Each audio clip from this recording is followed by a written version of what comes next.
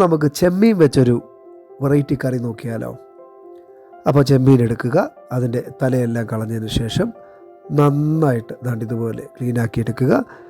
അതിനുശേഷം നമുക്ക് വേണ്ട ഇൻഗ്രീഡിയൻസ് എല്ലാം ചെമ്മീനുണ്ട്, തേങ്ങ ചിരണ്ടിയതുണ്ട്, ഉപ്പുണ്ട്, അത്യാവശ്യത്തിനുള്ള മുളക് പൊടിയുണ്ട്, കൂടാതെ കരിയാപ്പിലയും നമ്മൾ എടുത്തിട്ടുണ്ട്. ഇതെല്ലാം എടുത്തതിന് ശേഷം നമ്മൾ നമ്മുടെ അടുപ്പ് സെറ്റാക്കി ചട്ടി ചൂടായി കണ്ടു കഴിയുമ്പോൾ അപ്പോൾ തന്നെ നമ്മുടെ ചെമ്മീൻ എടുത്ത് അതിനകത്തിടുക. നന്നായിട്ട് ഇളക്കി കൊടുത്ത് മൂക്കുന്നത് വരെ നന്നായിട്ട് ഇളക്കിക്കൊണ്ടേയിരിക്കുക. അതിനുശേഷം എടുത്തു മാറ്റി മുറത്തിലോട്ട് എടുക്കുന്നതാണ് നല്ലത്. മുറത്തിലെടുത്തിട്ട് അത് പേറ്റി അതിൻ്റെ പൊടികളും അതിനകത്ത് പോകാനുള്ള പൊടി ഐറ്റംസ് എല്ലാം മാറി ഇതുപോലെ നന്നായിട്ട് മുറത്തിലിട്ടൊന്ന് പേറ്റിയെടുക്കുക. പേറ്റിയതിന് ശേഷം വീണ്ടും നമ്മൾ നമ്മുടെ കല്ലിലോട്ടിട്ട്, ഇതൊരു പ്രത്യേകതയാണ് കേട്ടോ, നമ്മുടെ നാടൻ കല്ലിലിട്ട് അരച്ച് എന്തുണ്ടാക്കിയാലും അതിന് പ്രത്യേക രുചി തന്നെയാണ്.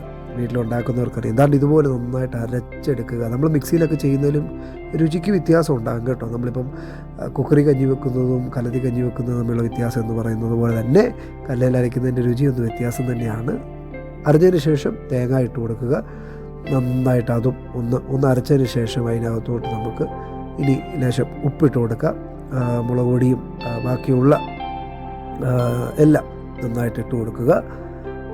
കൂടാതെ കരിയാപ്പില ഇടാനുണ്ട്, കരിയാപ്പില ഇട്ടു. അതെല്ലാം കൂടി ഒന്ന് നന്നായിട്ടൊന്ന് അരച്ചെടുക്കുക.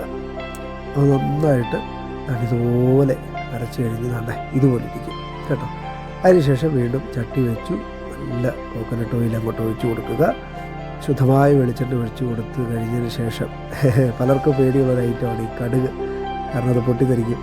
അതുപോലെ തന്നെയാണ് ഈ വത്തലമുളകും കരിയാപ്പില ഇടുമ്പോൾ ഒരു പൊട്ടലുണ്ട്, ശ്രദ്ധിച്ച് തന്നെ ചെയ്യുക. അതിനുശേഷം നമ്മൾ ചതച്ച് വെച്ചിരിക്കുന്ന ചെമ്മീനും തേങ്ങയും നന്നായിട്ട് അതിനകത്ത് ഇട്ട് കൊടുത്തതാണ് ഇതുപോലെ ഇളക്കി കൊടുക്കുക കണ്ടോ.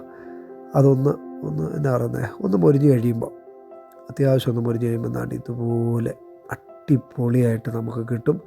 ചൂട് ചോറിൻ്റെ കൂടെ ഒക്കെ സൂപ്പറായി കഴിക്കാൻ കേട്ടോ. നിങ്ങളൊന്ന് ട്രൈ ചെയ്യണം ഇത്, കാരണം എല്ലാ തരത്തിലുള്ള രുചി ഇതിനകത്തുണ്ട്. പ്രത്യേകിച്ച് കല്ലിലും കൂടെ അരച്ചതായതുകൊണ്ട് പ്രത്യേക രുചിയാണ്. നിങ്ങളത് വീട്ടിൽ ട്രൈ ചെയ്യുക, നിങ്ങൾക്കറിയാം. ഇതുപോലെ അടിപൊളിയാണ്. ട്രൈ ചെയ്തിട്ട് കമൻ്റ് ഇടുക. അപ്പോൾ വീഡിയോ ഇഷ്ടമായെങ്കിൽ ലൈക്ക് ചെയ്യണം, സബ്സ്ക്രൈബ് ചെയ്യണം, കൂട്ടുകാർക്കൊക്കെ അയച്ചു കൊടുക്കുക കേട്ടോ. ഓക്കെ, കൂട്ടുകാരൻ്റെ ബ്ലോഗിൽ നിന്ന് ടാറ്റാ.